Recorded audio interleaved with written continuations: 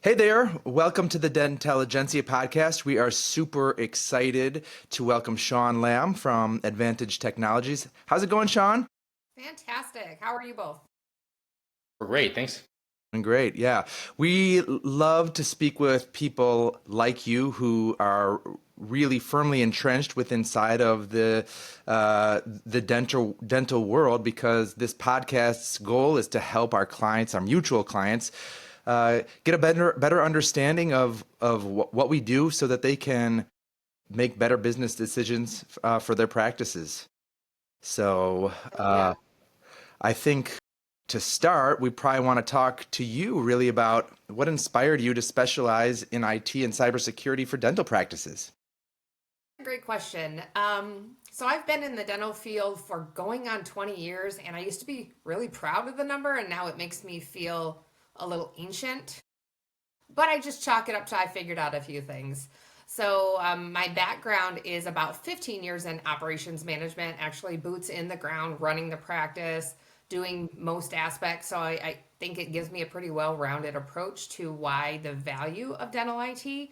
I can tell you in nearly 15 years of doing it, I don't know that I knew that there was any companies that specialized in dental IT. And I might not have even seen the value, to be honest with you, at that point. I think what I'm most passionate about is because I have experience working with doctors, and I hold that really close to my heart. I have a really good understanding of them. And I know their passions are to take care of their team, build in the community, and really focus on being a good clinician and growing in that area. So if they can hand off things that are just kind of a pain, which would definitely be IT, to somebody who knows IT, I just think that it's a really good resource. So for me, I think what makes me really excited about what I do is being a resource in the community, and having, working for a company that 25 years, it specializes right in dentistry and IT. So they're not going to come to us with any problems we haven't already fixed. And likely because of, serving about 800 clients, we've probably fixed that same thing that same day. So really saves them time, takes the burden off the team, because I've been the person crawling around under a computer with a cell phone in hand trying to fix things that I certainly didn't have the knowledge or desire to fix. Just needed it to work.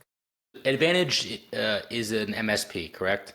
That's correct. All right. So for everyone watching, and really a refresher for us, can you explain in lay terms what is MSP, and then generally, and then specifically how you're applying it to meet the unique needs of dentists?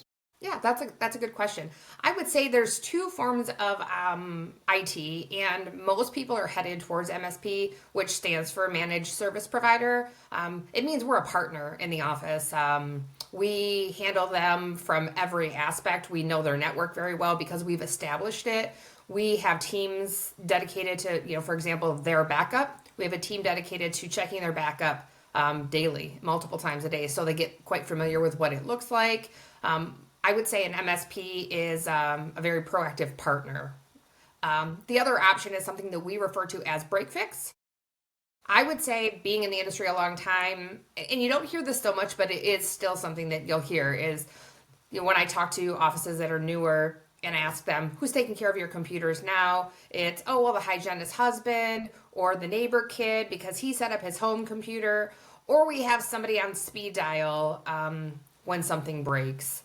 So those are, I would say, the two general things. I think most people are really easing towards managed care because they don't want the burden of things happening. They want a more proactive approach. Fair enough. And then regarding, you talked a bit about your 20 years experience in the field and servicing the dental industry, applying the information technology and as a managed service provider to meet dentist needs. I mean, without getting into the weeds, you have specialized tools, resources, and experience to understand what a dental practice needs from their IT and are able to service them in that way. That's the idea, yes?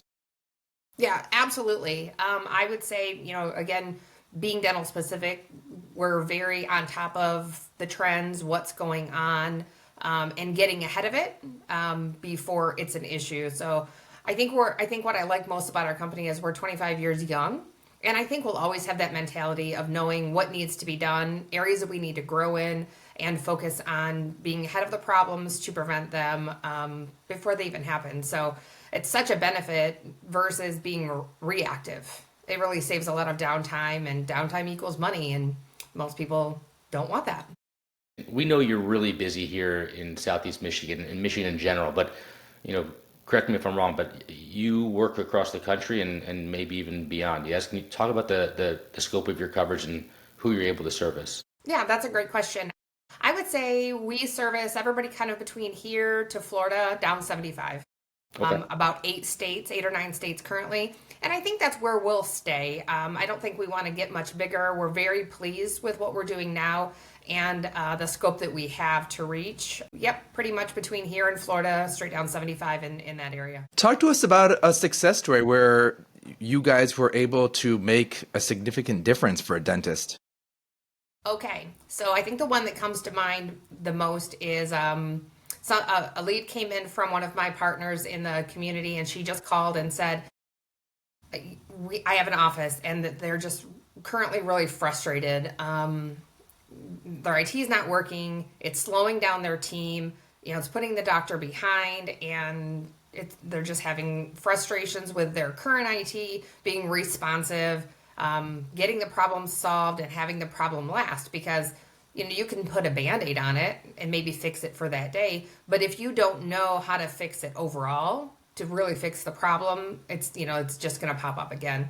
So ironically, this office will still call and tell me. She just called recently. Her granddaughter turned a year old, so she called to tell me about that. So we were able to go in and just see that the office, their network wasn't set up to be stable. They didn't have appropriate Wi-Fi connections throughout the practice, so they were losing connectivity with their sensors from operatory to operatory, and that's really frustrating. I mean, your hygienists have 45 minutes to an hour to service their patients and also catch up, right? That's a big responsibility, and find out about their life and their daughter's marriage and all of that. And so the last thing they want to do is plug in their sensor to just update patients' images and have something go awry. And we were able to get their see what the issue was, get their network corrected. And I mean, they've been with us for 2 years now, and they like to scream it from the rafters on how much we've supported them and just ease of use and their day-to-day function. And again, they want to focus on their patients, and that's really all they have time for. They don't want stumbling blocks in their way. So we were able to eliminate all of that. So needless to say, she's become a very good referring person for me. That's great. I would imagine she was one of the types of dentists who, cybersecurity wasn't top of mind, and it probably isn't top of mind for many practicing dentists. How do you help them understand its importance without, making them feel overwhelmed? I love that question. And I think the reason that I like it so much is because, I mean, if I can be honest, my background is in dentistry, in operational dentistry. So I have a very good understanding of the language and why they need things to work. I'm passionate about IT because of how we serve our clients. But let's be honest, cybersecurity is a real threat. And I don't like to scare people, but I do like to inform them so they can make the best decision for their practice. But a lot of things that I hear are, we're just a small office. They're not going to come for us. And I understand that mentality very much, but I have so many case studies that show really you're who they're coming for, because that's what they think, and they know the way that you think. So your information is valuable to them. So I make it really easy for them to understand, because with what we offer, it's just included. We're not an a la carte MSP. Everything that a dentist office needs is included, so they don't have to pick and choose. There's not 15 selections to choose from. They get everything that they need. And I would say the owner of our company, Brian Courier, was the first person with his boots on the ground. It's kind of a cool story. He started this in the basement when he was a teen, and it really developed into this. So he's, I would even say, obsessive about security, because if you're in a cyber IT area, having a handful of breaches, it certainly isn't good for your business. So I'm really proud to say that we make that process really easy. And in 25 years, not one breach. We go overboard. I think we do a lot of things that other MSPs just don't do. They're waiting for it to be necessary versus us assuming the cost and just knowing that it's a need and doing it. I mean, that's really interesting. What are the biggest threats that practices today are facing cybersecurity wise? What should they know about? I would say, a lot. There's my dog. The biggest thing is ransomware, and that's what you'll hear about a lot. It's just, phishing campaigns where people are throwing things out there. And I would not want to be in a dental practice, at the front line where you're looking through these emails and there's 20 of them a day and you're trying to accomplish your job because they look very convincing. It looks like it came from Amazon and it's tracking an order, and maybe the doctor didn't inform the front desk receptionist that something was coming in, so she just clicks on the link to track the order because she's trying to do her job and be helpful, and that's how it starts. I don't think anybody is out there blatantly doing anything to put their office at risk. I honestly think, and the research shows that it's just that simple. And if they don't have everything in place that they need to prevent those emails from coming in, it's a very easy thing to happen. Last study that I did when I spoke on ransomware, offices are down for 17 business days if they get hit. God. I don't know anybody that can be down for 17 business days. I mean, we're all still recovering, especially the dental field. They were hit hard from COVID, so they can't afford to have their practice down and maintain everything that they need to maintain without bringing in that revenue. So it really is that simple as just an email. Somebody clicks on it to be helpful, and the next thing you know, there's no stopping it. It shuts everything down. That's an unimaginable cost, 17 days or anything like that. And I imagine that there's the effect, the lingering effect thereafter, where you're just concerned that it's going to happen again, and that probably lasts a lot longer still. So, look, I think there's obviously a cost to protecting your information and staying proactive, and I think that's probably like many of us, that's one of the biggest challenges is just trying to educate and make sure the doctors understand the cost is worth it, and find time to get in front of them, given how busy they are. How much of your, do you have a general idea of how much of your business is new business, startups, versus, people who leave their provider because they have an issue or concerns, or they hear you speak and think, what, this doesn't sound like what we have, let's talk to Shawn, and they end up switching. I mean, how much of the business is new versus, replacement? Question. I would say that varies. So I've been with the company going on 5 years, and it really does vary. Last year, very few new builds. Lots of, acquiring practices and making it their own, and just lots of established practices that weren't happy with whoever they were working with before. So I'm sure that there are probably metrics to show that from a company standard, but speaking to my experience, right now I'm doing a lot of new builds where I'll come in, work with, the GC and get their network established and designed the way that they want it to be. But I would say the bread and butter of what we do are probably converting existing offices that are not happy with whoever's maintaining them now, and just taking over, reestablishing that network, getting things cleaned up, making sure they have what they need. So I would say that's probably the higher number. I wanna go back and kind of get further into the weeds on this cybersecurity stuff and these data pirates who are trying to steal the information of these independent dentists. What is their playbook? I mean, what is their? Are they trying to just, like, did they kind of slow play it like people who somehow get a hold of your credit card and they do a couple of small purchases, or what's the end game, and how do you combat it? So I would say that there's two common approaches, and both of them end at ransomware. There is something that they can do to put files on like the server or whatever there may be by, either just hacking the system or getting in via an email link. And then what they'll do is kind of wait in the background, and they're looking for these big juicy data files and waiting for them. They could sit there an indefinite amount of time and never be noticed if they're not properly protected.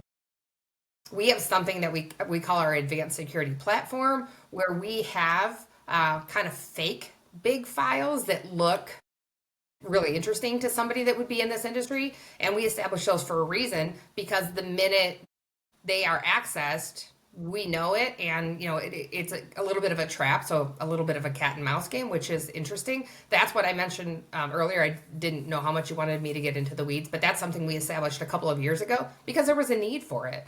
I don't know, and I know my pretty well, but I don't know if any of them are doing that now.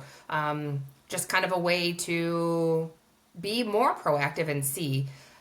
So they'll sit around and wait for that file to get really hardy. And then the same way that I mentioned earlier with just clicking on, like an Amazon tracking link or confirm something with banking, anything like that. And then what happens is they get into the system, and then you're going to get an alert that says, we are in your system. We have your patient files. And I can tell you, even though HIPAA compliance wise, you're not supposed to store, inappropriately store credit card numbers or things like that within the patient's file, but it happens because it's convenient, and they might be taking a monthly payment for a patient, so they're trying to just make it convenient for the patient.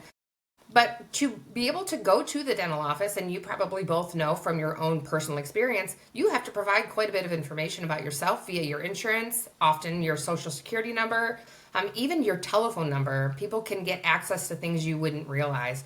So then there's the threat: if you don't pay, we will put this on the black web. And it's just a really unfortunate situation, because what choice do they have, right? If a dentist gets hacked, they have to, by HIPAA compliance, they have to alert every patient that they've ever seen that they were hacked, that their information was breached.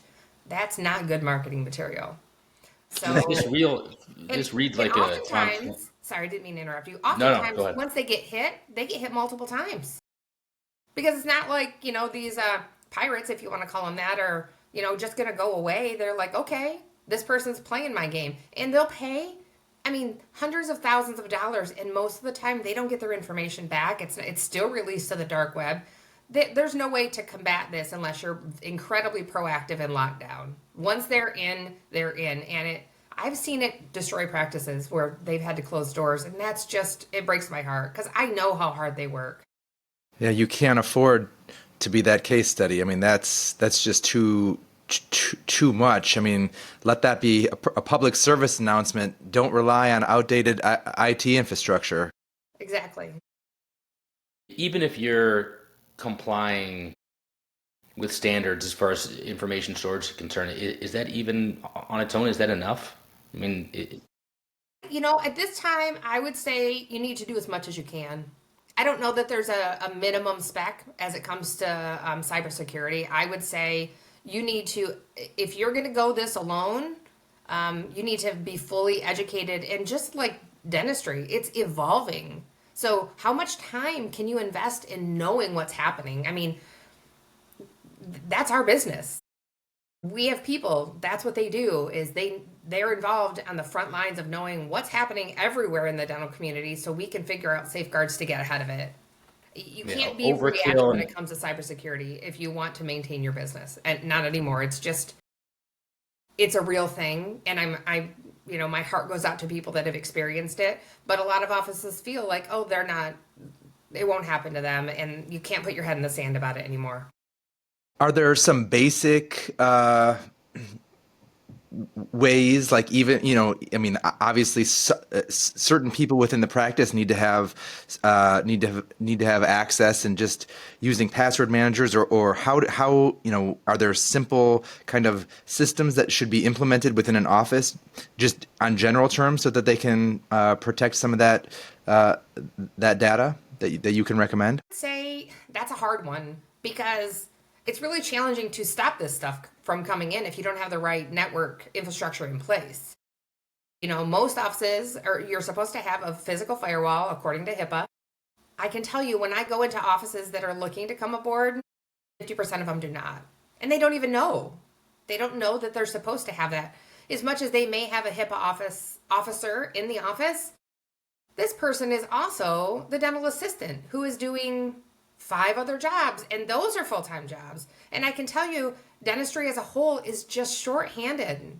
So we have people who want to do this job well, but there's only so many hours in the day. You can't expect to be, a top-notch HIPAA compliance officer, know what's going on in the industry to get ahead of it. So, okay, let's say they do have a physical firewall. Awesome. Okay, that's a great first step. Who's updating that?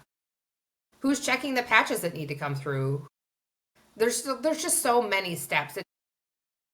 I honestly, and I don't even say this just because it's the industry that I'm in, I honestly don't know how people can afford to not have somebody managing that aspect. It's just evolving so quickly. They would have to hire an IT person just to service the office, and you're talking $75,000 plus. What's a physical firewall?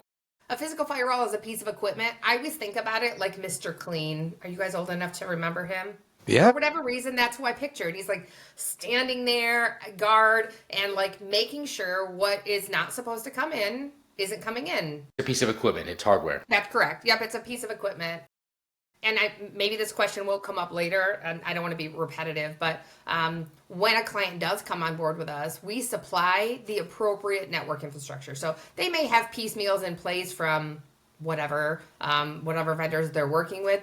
We take everything out that they have, and then we upgrade them to all enterprise grade, which is the highest security level you can reach, with their physical firewall, their switch, and their wireless access points.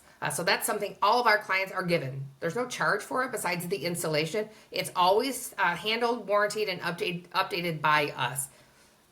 I don't know that anybody does that either. It's what they need. Yeah, Are you able to integrate that hardware into existing cabling infrastructure, or is there construction involved sometimes?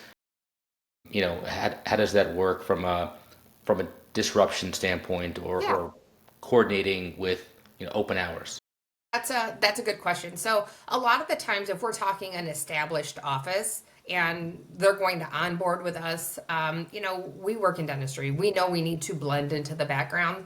And we have, in Michigan, because Michigan is the first state that we started in, we have by far the most tenured techs. I always tell everybody that I bring on board, we have Jeff, we have Bob, we have Drew. We love them. You can't have them. They always want to keep them. They can't keep them because I need them.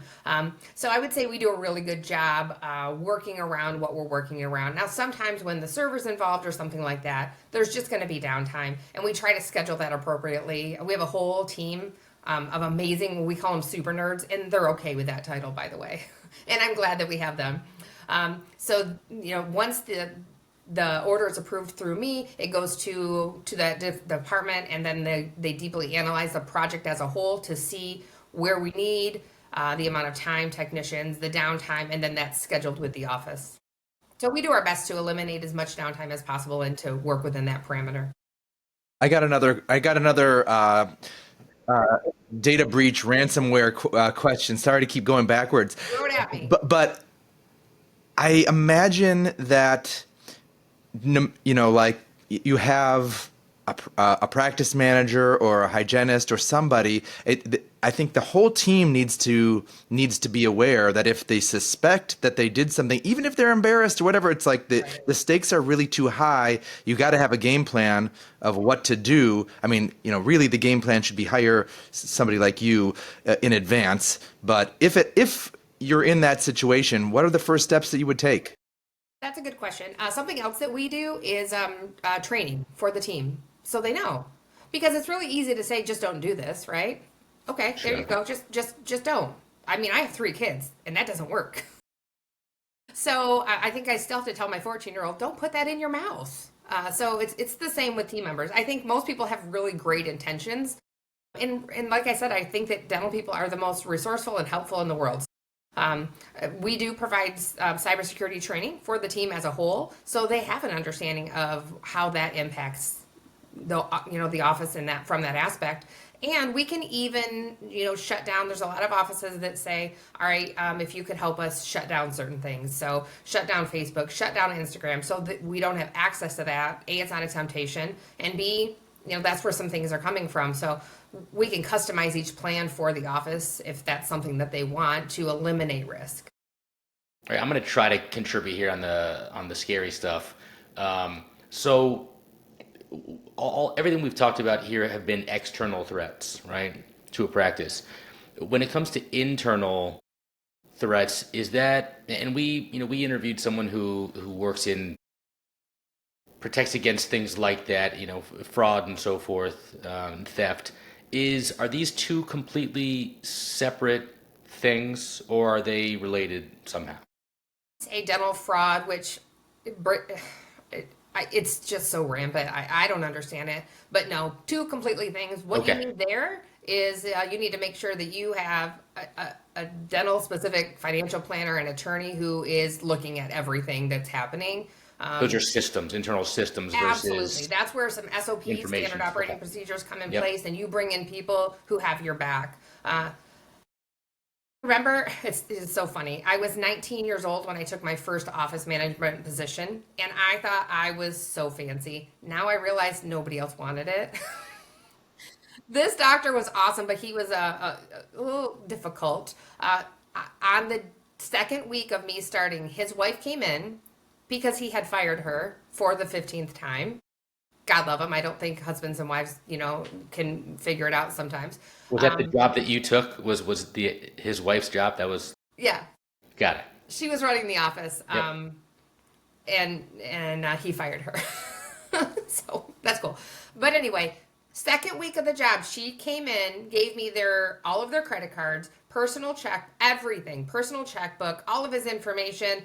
I could have done all kinds of stuff with this because, I would say the nature has probably changed a little bit, but I was handed the keys to whatever I wanted because really that was the role that I played in the office, was taking care of a lot of different aspects. But yeah, if you don't have an accountant who's really combing through the books and having systems in place, then that is an actual threat, but very different than a cybersecurity threat.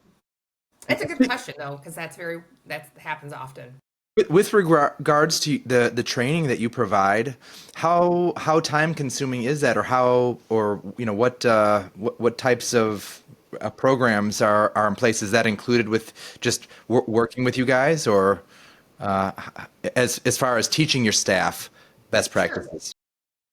So it's somewhat included. There's an additional cost, but it's ridiculously reasonable because this is a little bit a la carte. Like, what do they want to learn? You can't throw a whole cybersecurity training at somebody and expect it to stick. So do you want to start with like phishing email campaigns, and we can work with that. And then there'll be some of those emails that go out to kind of test the team. And not because we want you to be in trouble or make anybody feel bad. It's just an educational standpoint. They need to see what they look like and either do it right or do it wrong so we can talk them through that. So I think the way that we do it by not including it and including all of it is probably a good thing. And then there's some that don't necessarily want that. So then it reduces the cost. They can add it on at any time, and they can add on whichever aspect that they would like to utilize. And I think it's like $5 a staff member. So it's very reasonable. That's something we've added just within the last less than a year. I've got a happy question, but I want to make sure that, Nick, that you don't have any more.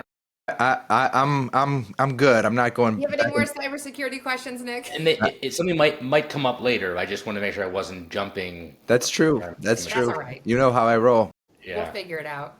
So we understand that scary stories are important for doctors to hear because they grab your attention much like a car accident. So that said, we also love the happy story. So can you share a story where your customer service or an IT solution, an advantaged IT solution, changed the course of a doctor's path, or something to that effect, where a happy story? I'll share that, and then we can either button up the cybersecurity or go back to it, whatever you prefer, whatever you feel would be most beneficial.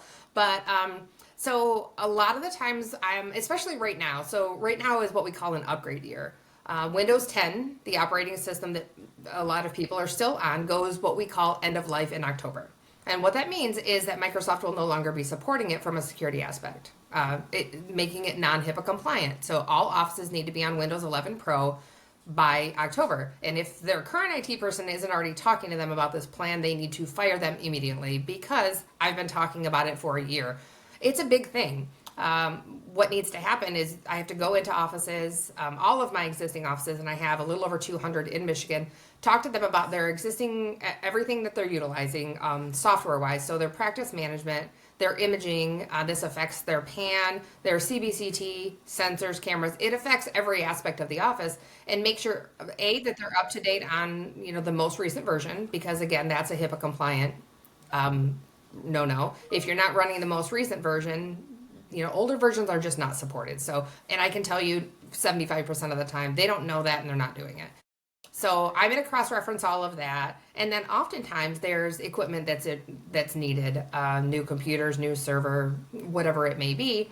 And then it's a matter of lining up the puzzle pieces behind the scenes to phase out the project to get them to compliance by October. And a lot of offices, especially newer offices that I've taken on, they're just like bogged down and having issues because they have equipment that's not supporting this. I would say the biggest thing that I see, and the biggest, we'll call it a doctor celebration, is equipment related to their imaging. If they don't have an appropriate computer to support their PAN or their CBCT, then image quality is not great. The speed isn't great. And I can tell you, doctors aren't patient.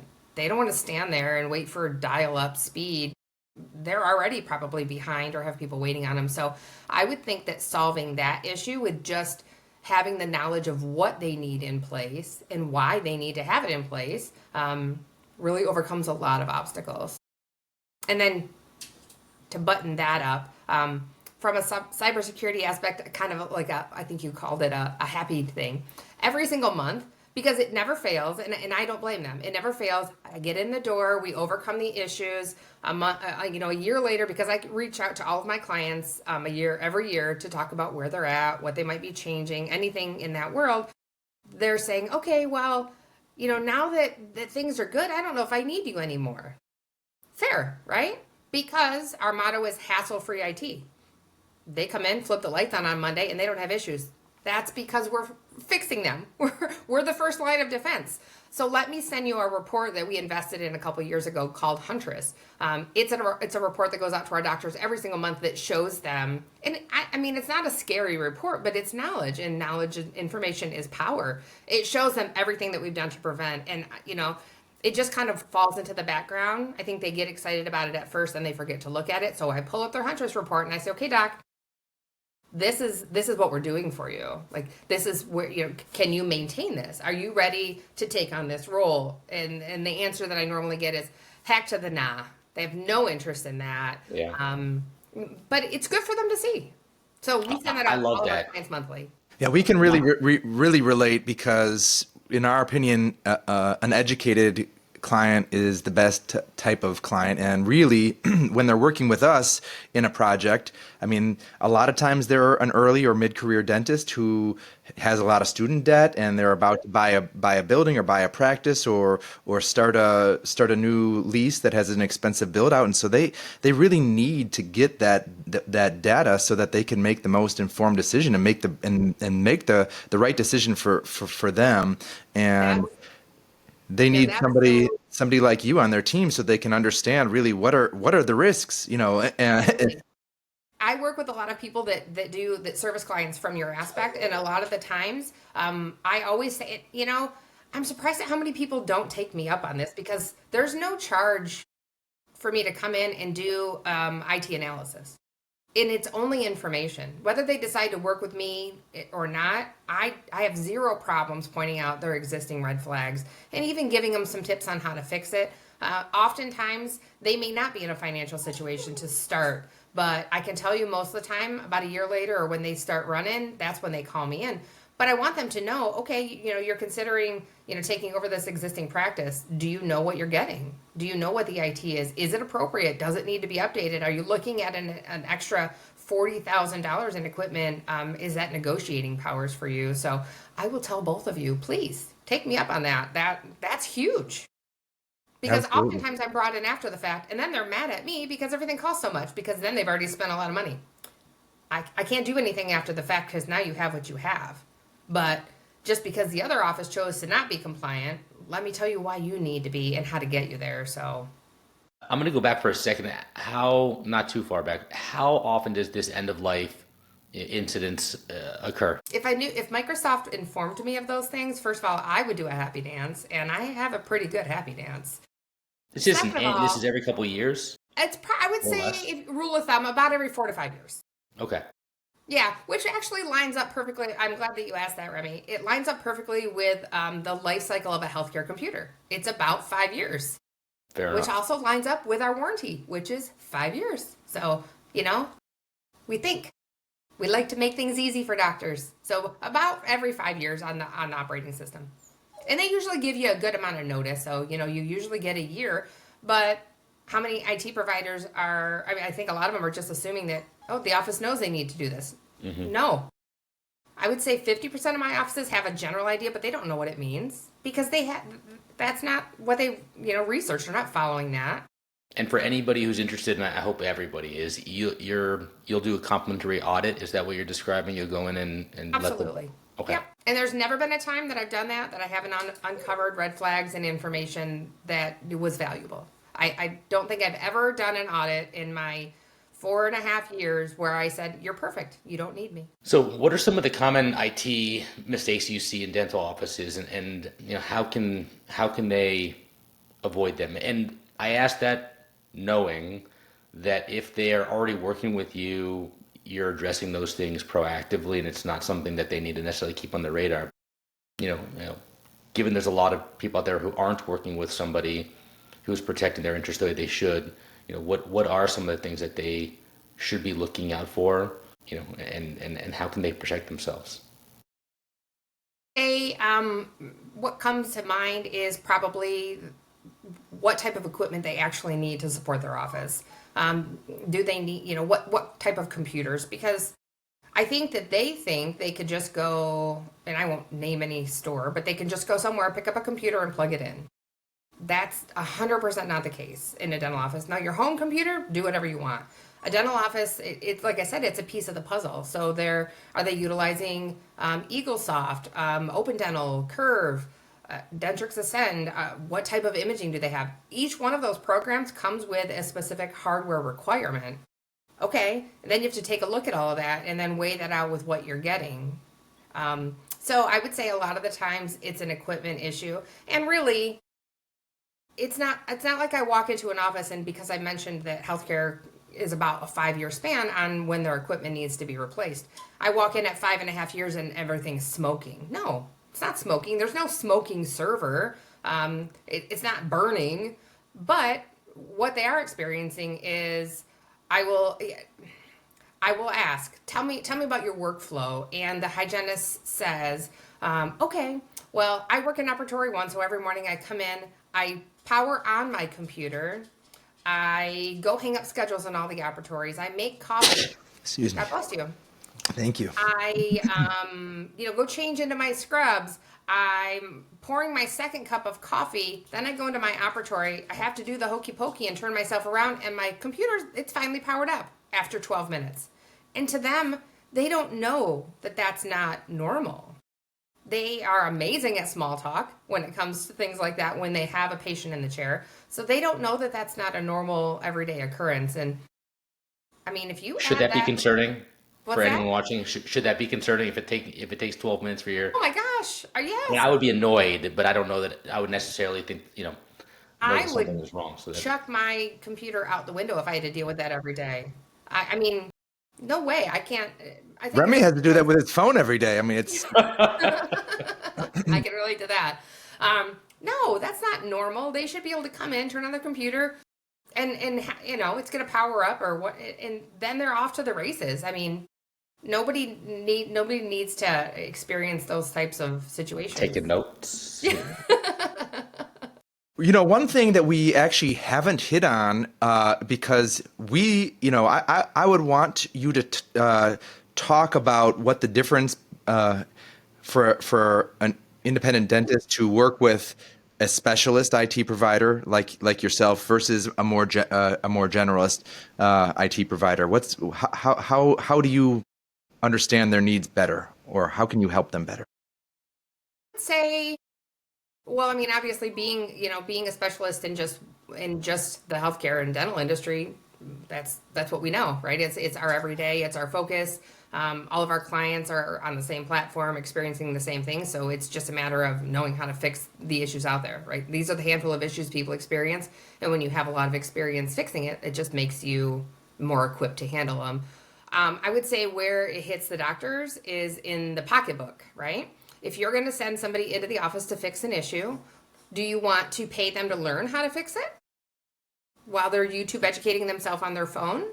I mean, that's the real reality of it. If they don't know what they're doing, and I'm not saying you know every problem, and sometimes it's peeling back the layers of an onion, but if you don't even know where to start because you were, at a retail store fixing something, and then you went to a printing company, and now you're in a dental office, those all have very different needs. They're paying this person by the hour to become educated in dentistry. Why would you do that?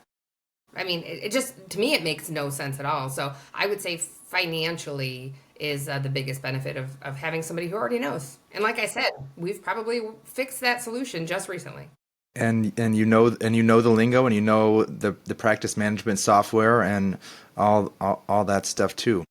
Absolutely. And I think that's where, there's a handful of people that do my role across the company, and they're all amazing. But I have a very different background from knowing dentistry. And you both know this. If you can't walk into an office and speak dental, you have no credibility. I speak dental very well. It's almost all that I speak. And as much as, I do a lot when it comes to IT and cybersecurity and equipment, I am such a nerd, and I will admit this. I love anything in dentistry as it relates to SOPs. So if I have an office that, maybe it's a new doctor, he's buying an office, and they have paper charts, that makes me excited because I know how to get them exactly where they are and exactly where they need to be. And I know how to simplify that process for them. Now, is that part of my job? I mean, I don't know that it was on the job description that I signed, but if it's a benefit to the client in that way, and I love doing it, and it's always, makes my brain work in different ways, I love it. So I get to play a really well-rounded role, being a resource to them, and that's what fuels me. I mean, it sounds like you can really even help later career dentists who, you can get a more robust IT infrastructure, but also help make their practice more saleable, if that's a word. Yeah. Yep. Says that, you'd still be surprised there's people out there still dipping film. And that's what they want to do, and that's what they know. Okay, I get it. That's awesome. But I'm telling you, these dentists coming out of school, they don't even know what that is. They're not going to get in there with all those chemicals and all of that. So you want to retire, right? You want to golf around the world. Let me help you get there. Let me help you make your practice more desirable, because they're going to be looking at a lot. And a lot of the times it's just really overwhelming to add that onto all of the other decisions that they have to make. So let's make your practice more desirable. And let's talk about it 5 years before you want to retire, so we're not doing it in 6 months. Then it's overwhelming because there's steps to it. We can get there. Every approach that I take with each client I work with is very custom. Should we switch gears and talk about a little bit more fun and personal stuff? Sure, let's do it. Shawn, what's the best advice you've ever received? Don't be afraid to fail. And I would say, I have 3 boys. They are so amazing. I can't talk about them too much because they just make my heart so happy. 12, 14, and 16. And that's what I teach them. Don't be afraid to fail. I'm very transparent about my failures and the times I need to apologize to them if I flew off the handle and all that. They need to see that part of me. So, don't be afraid to fail, fall flat on your face, but get up. And learn and learn from that mistake. Absolutely. And do something you're scared of a lot. I have that problem with my kids. One of them seems to only eat foods that are in the beige color range, and it's like, homie, man, like everybody else, his sister is like pouring Tabasco sauce on cereal for God's sakes, and he will, he's, He's it's eating like, boiled chicken with no flavor, no salt and pepper, huh? Been there. yeah, Mine it's was like, cheese and strawberries. My son was stuck on cheese and strawberries and hot dogs, and I was like, hot dogs? Like, no. At least there's pigment in some of those things. I mean, I've got a beige child myself, and it's painful. You know. They'll get past it, gentlemen. yeah. Yeah. So if you weren't doing dental IT and cybersecurity, what would you be doing? So in my 20 years, I left dentistry once. I had a friend who recruited me away to help her start her mortgaging company. Got my license, started doing it, hated every single minute of it besides working with clients. That's just what I'm passionate about. Came from two self-employed parents, so you will not find anybody more invested than me. Like, I care about each one of my clients, probably, maybe not too much, but there could be balance there. So tried it for a year, hated it, came back to dental. I will always be in dental. If I wasn't doing what I'm doing now, I would be in some sort of consulting role, which that's why I took this job. I mean, I interviewed for a long time trying to find the right fit to ride out the rest of my life. And because as much as I don't own the company, my territory is my business to run, and they practice what they preach. So I get to do a lot of dental consulting and just being a really vast resource to all of my clients that it just fills my bucket. And I am not like, I don't ever have the Sunday night stomach ache because I have to go to work the next day. I feel super blessed and just proud to be in this industry. I'll always be in dental. You said something. Oh, I forget what I was going to ask. I'm sorry. Maybe it'll come back to me. Yeah. We do. Go ahead. I was buying you. I was buying you a few minutes here to let it come back to you. But your reputation precedes you personally and advantage as well. In the community, it's an insulated community. We work in servicing the dental space, and people love working with you. So Thank you. That means a lot. Really, that's all that matters to me. I would say I will give my dad kudos, who will probably never see this, is he ran a business, and he always said, the golden rule we all learn in kindergarten, right? Treat people the way you want to be treated and follow through. To me, it's so easy. Like, I'm definitely, gentlemen, far from perfect, always learning. But I just take care of people. I guess I'm glad that people are seeing that. it's apropos that you mentioned your dad, because it's a perfect segue into my favorite question, which is, if I were to ask your parents what you do for a living, what might they say? This one's always interesting. This one's always interesting because everybody who we've asked this question to, it's like we get really off the wall types of answers. So I'm on pins and needles right here, waiting to hear. Okay, so my mom would tell you I travel too much because I'm well past 18, but I've been out of the house since I was 18. Ran away because that was just my personality, and I've never been back. So my mom, no matter how old I will always be my mom. So I almost daily, she'll call and say, where you're going. And if I'm because I cover the whole state, if I'm traveling to Detroit, I think my mom pictures that I'm driving somewhere where is the most dangerous place. My parents, small town, that's where they stayed. So it's the most dangerous place on the earth, and everybody is the minute I step foot out of my car, they're gonna attack me. So my mom would say, all I do is travel to dangerous places and help people so much so for every area. My dad, I don't even know what he would say. I know he would say, she does something in dentistry. Yeah. And there might be computers involved, but she talks on the phone a lot. People call and ask her a lot of random questions because I always tell even my potential clients, please save my number, text and call me with your most random dental questions. I want to be a resource. And if I don't have an answer, that's for me to figure out. If I don't have a resource or a partner to connect you to, then there's a hole in my network. So my parents have heard me take really interesting questions. So I would say they would probably both know it's dental and no, it's computers, but other than that, no idea. I think my mom thinks I drive. I think she thinks I just drive around for, for what I do. My mom always wonders, like, why, like, what do you do? It's like, why can't you answer my phone? Like, You sometimes, must be sometimes, dead face down in a ditch. sometimes I can, and sometimes I can't. Are you your territory? Are you the only the person in the state of Michigan at this point, or how does No, your territory work? we actually hired another person in Michigan just recently, so he's getting his feet wet, figuring some things out, and I think he's going to be a really good resource as well. That's exciting. Describe your perfect day. Oh my gosh, my perfect day. That's tough. So I'm at this. I'm in the thick of it with my boys. Between the three of them, we have baseball, travel baseball, football, marching band. So my perfect day would be, which is impossible, but being on the sidelines of watching my kids do whatever make them passionate and just being, the try to be not obnoxious cheerleader. It's hard to contain that. I'm telling you, mom pride, you can't contain that. I don't have a cowbell, right? That is count for something. So probably being on the sidelines. Okay, now perfect day. It's going to be a sunny day. I'm going to be wearing shorts and a tank top. And I'm going to be cheering on my kids to do something amazing. And then we come home, eat pizza and play board games, listen to vinyl records.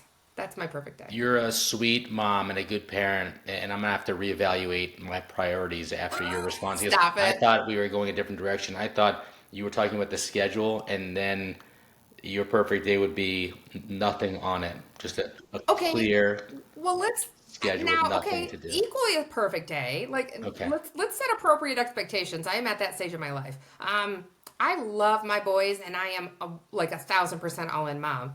But there's some times where if you ask me, my perfect day is to do absolutely nothing. And I told my kid that the other day. Babe, you will value your time when you're older where you have nothing to do. Because every weekend, it's what are we doing this weekend? And there's always something. There's never a weekend. I can't even remember a weekend where there was nothing. It was during COVID, and then everything was nothing. Because I also remember being 14 and wanting to be on the go constantly. So yeah, there's times where I want to lay on the couch and maybe have a pajama movie marathon, like a horror movie marathon with my boys, eat Fair snacks. enough. Fair Yeah. enough.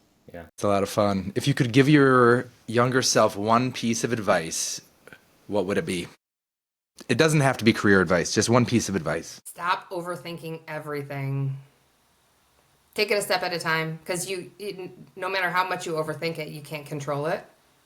And don't expect people to be you to them. Like they're going to be them, you're going to be you. Don't expect yourself from other people, if that makes any sense. Yeah, that's great advice. Thanks. We're kind of at the point where we're wrapping up here, but why don't we give you the opportunity to ask us a question if you want to? Yeah, I really just have one. Well, I mean, first of all, thank you. Like, I'm so honored that you found this to be valuable and that you asked me to be a part of it. Thank you for your patience on getting it scheduled. I thought it was a lot of fun. I've already told a lot of people about it, so I can't wait to spread the word. But thank you for including me. And, if anybody has any questions, have them, they can certainly reach out to me directly. Question I would have for you, and what I always want to know from my partners in the industry is what's going on in your corner of the world right now, and how can I be a resource to you? That's an interesting question. I think a lot of times people are, when people don't read newspapers, I guess, anymore, but in the news, you're seeing a lot of doom and gloom about commercial real estate and actually, just real estate in general, especially because there's higher interest rates than there were a few years back. What we're actually seeing is, at least inside of our world, inside of the dental sphere, is that there is a lot of opportunity and there's a lot of transactions happening. They have better access to financing than the general population. For example, Shawn, if me and you were like, hey, we love real estate investing, let's go buy this building. even if we had great credit and great financials, we would still get a higher interest rate than a dentist would to buy their own practice, the building of their own practice. Remy is crushing it, seemingly in a few of deals where we have multiple opportunities in Oakland County where our doctors are buying former bank branches and turning them into dental facilities, and those are some of the most interesting and best opportunities for them because they're so visible. They're typically right on a corner. They have great signage, and most importantly, they have great parking because having great access and or accessibility and ease from where you park to getting into the front door is really important. I don't know if you have any additional thoughts here, Remy. No, I appreciate you pointing that out, and I think it's worth mentioning that many of those opportunities are also startups. So these are these are associate dentists taking the leap to practice ownership, who are able to also own their real estate out of the gate, which doesn't happen every time, but it's happening more and more, certainly more than I've ever seen it happen, and that's due to creative lending, strategic financial planning, strong partners that are working with us to get these projects done. So it's neat to be a part of, and certainly it's always a privilege. I mean, I can speak to that. Like I mentioned, when I think Remy asked me about the level of different deals that I do and percentage wise, I can tell you in the last 2 years, not a lot of new builds. This year, I have quite a few happening right now. So that's exciting. That's when things are moving in the direction that they should be moving in dental. So I'm really glad that you mentioned that. Well, it was such a pleasure to have you here and learn all about you and about Advantage Technologies. We're super excited to put this out into the world, and we'll definitely keep you apprised of that. But thank you so much for your time, and we really appreciate you. Thank you. Yeah, thanks for being a wonderful guest, and thank you for the great and interesting questions. It helped us kick off our 2025 season. So thank you. All right. Bye, Shawn. Bye-bye.